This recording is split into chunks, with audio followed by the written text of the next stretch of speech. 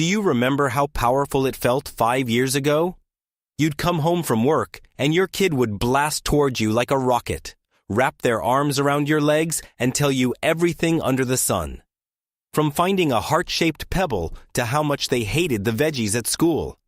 Back then, you were their whole world. Fast forward to now. Boom!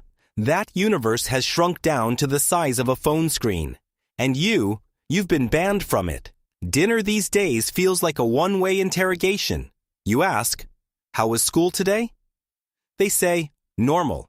You ask, "Anything fun happen?" They answer, "Nothing." The scariest part isn't that they talk back. It's that they stop sharing. They're still there, still eating with you, but their soul moved out a long time ago.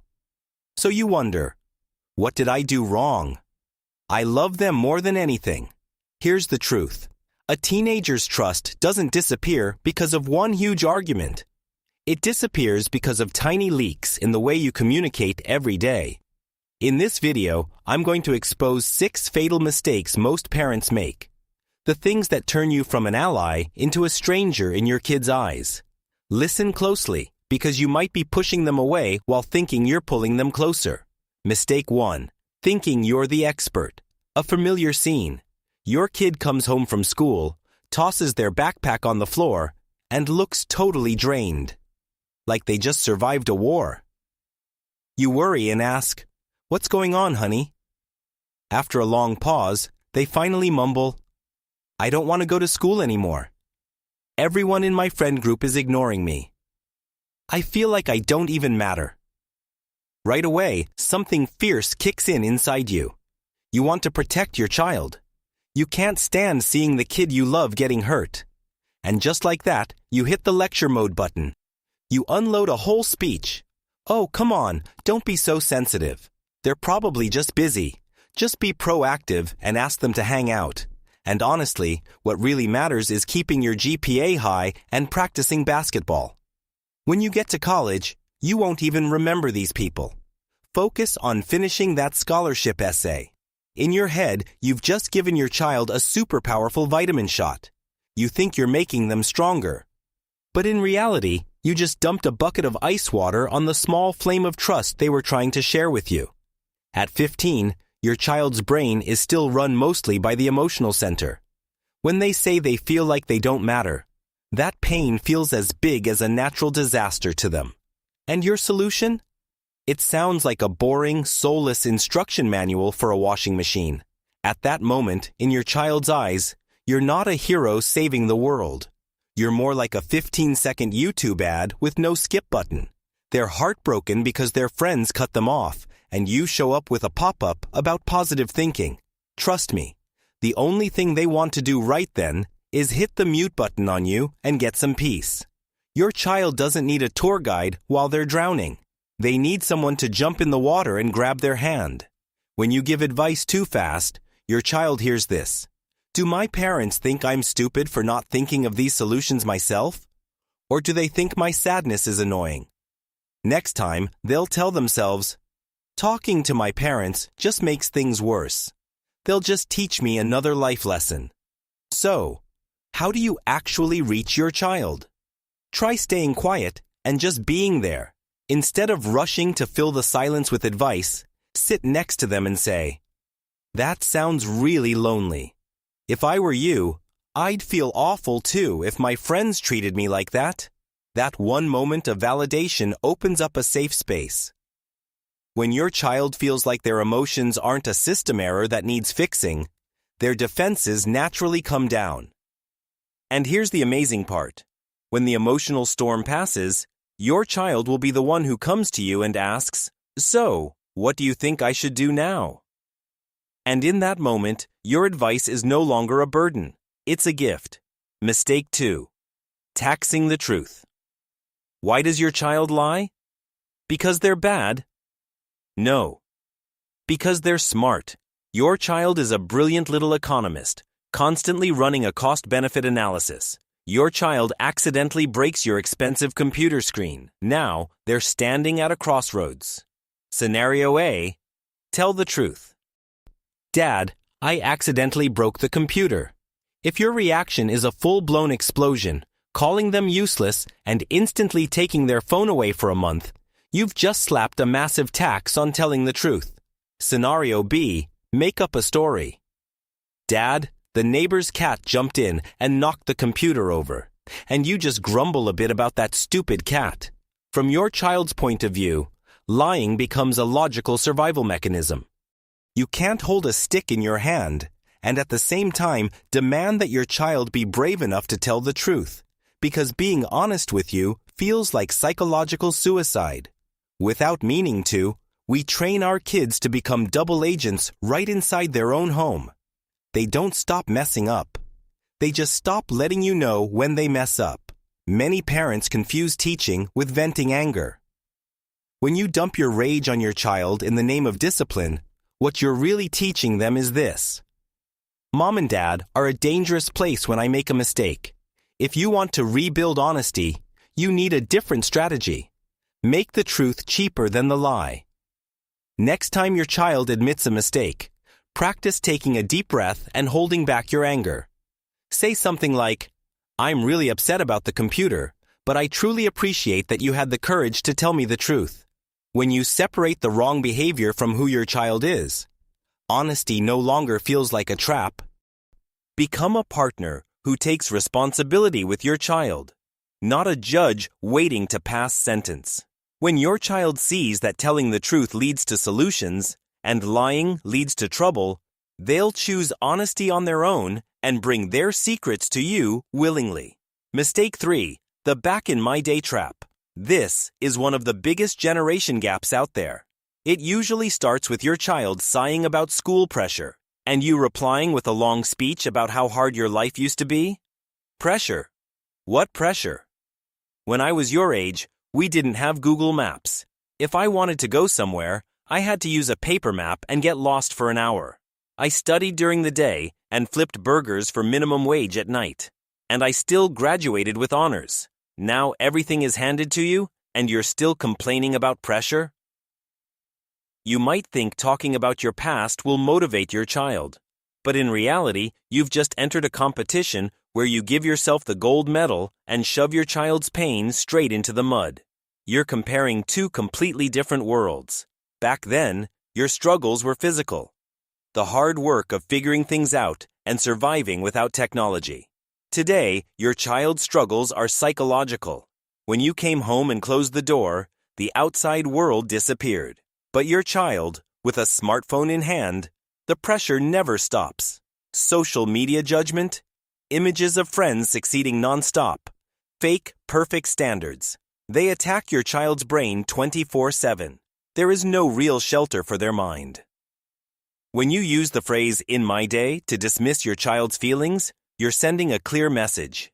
Your pain is trivial. You're too weak. Your child ends up feeling deeply alone, even inside their own home. They think, my parents don't live in my world. They don't understand today's pressure, so why even talk to them? Instead of being a harsh historian, try this. Throw away the scale that measures pain. Pain is subjective. No one's pain is more legit than anyone else's. Instead of replaying your own hard past, look straight at your child's tough present. Say something like, I know school is way more stressful now than it was in my time. Seeing you compete this hard really worries me. That single moment of validation is more healing than 1,000 lectures. It tells your child you're on their side in the current storm, not a judge scoring their suffering. When your child feels that you truly understand their pressure, the wall between you and them will naturally open a way through. Mistake 4. Turning the home into a police station. Take a look at your chat history with your child over the past week. How many of those conversations were made up of checkup questions? Did your SAT scores come out yet? How was practice today? Did you make the starting lineup? How's the college essay coming along? Have you applied for a summer part-time job yet? If most of your sentences end with a question mark, you're not having a conversation. You're conducting an interrogation. You care about GPA, sports achievements, volunteer hours. You track those numbers like a stockbroker glued to the trading screen. But you've forgotten the most important metric of all, your child's sense of emotional safety. When your child walks through the door, they're looking for a peaceful harbor after a long day of fighting out there in the world. Instead, they're met by a strict customs officer holding an emotional tax form. Declare it.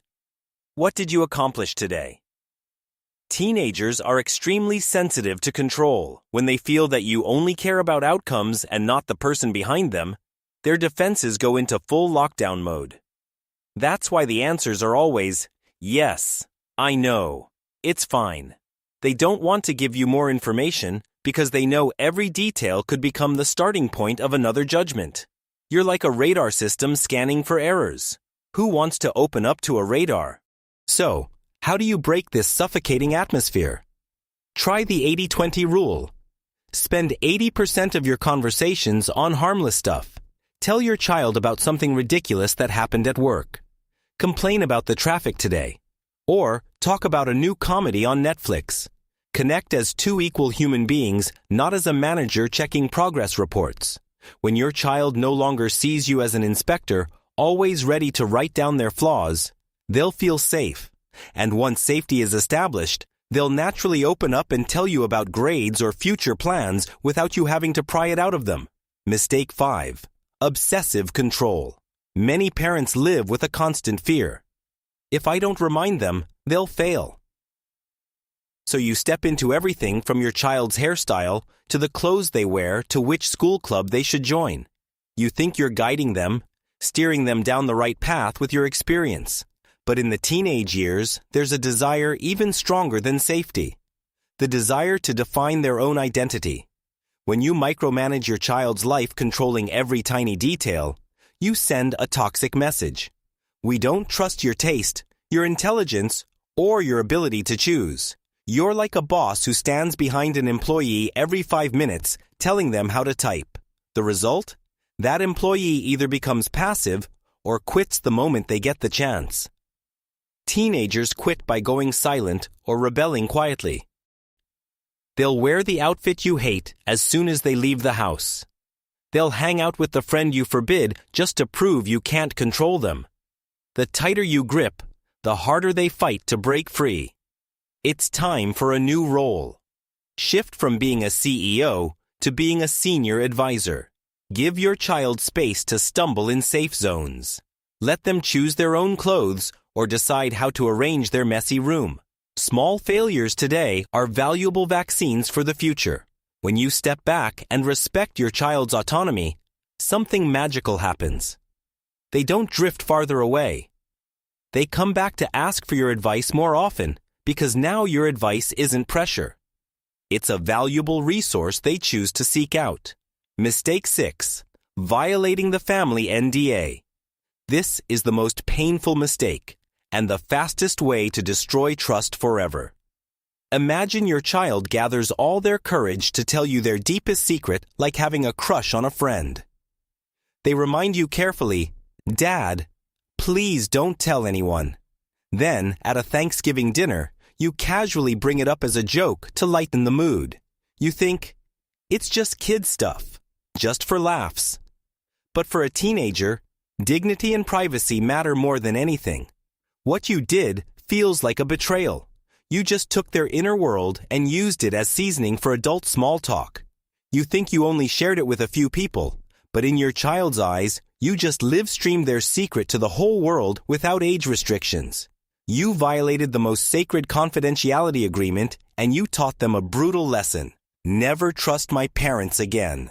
Their bedroom door will close, and this time they'll install an invisible lock so strong that you'll never have a spare key. So what does it take to become a safe vault for your child? Treat every secret your child shares like top classified national intelligence. Keep your mouth shut even with close relatives unless your child gives permission. When your child knows you're a safe vault, a place where they can store their most embarrassing, silly, or vulnerable thoughts without fear of judgment or leaks, they'll willingly hand you the key to their inner world. Trust takes 10 years to build, but if you keep your promise today, the door to your child's room will slowly begin to open. Being a parent is the hardest journey on this planet, We make mistakes because we love our kids too much, because we worry about their future. But sometimes that worry turns into a wall that separates two souls. Your child doesn't need perfect parents who never mess up. What they want most is safe parents. Safe for them to make mistakes without being shamed. Safe for them to feel sad without being compared. Safe for them to open up without their private world being leaked. If you recognize yourself in any of the mistakes we talked about, don't beat yourself up. Trust is like a tree. If it's dried out from too much criticism or control, you can start watering it again with listening, respect, and patience starting tonight. Don't knock on your child's door to interrogate them. Knock to invite them. I'm thinking about going for a drive to clear my head. Want to come with me? Or there's a new movie on Netflix tonight. Come watch it with us. Then walk away. No questioning, no teaching, no pressure. Just the quiet presence of pure love. That's the first brick in rebuilding the bridge back to your child's heart. When your child sees that your harbor is truly peaceful, they'll naturally steer their boat back home. Thank you for choosing to walk with me today. If you found this video valuable, please share it with anyone who might need it too. And don't stop here. The world of psychology has so much more waiting for you in the next video, where we'll break down how the brain really works in ways you may have never heard before. Click over there to keep upgrading your mindset. I'm Apex. Subscribe to the channel and walk with me on the path of understanding yourself. See you in the next video.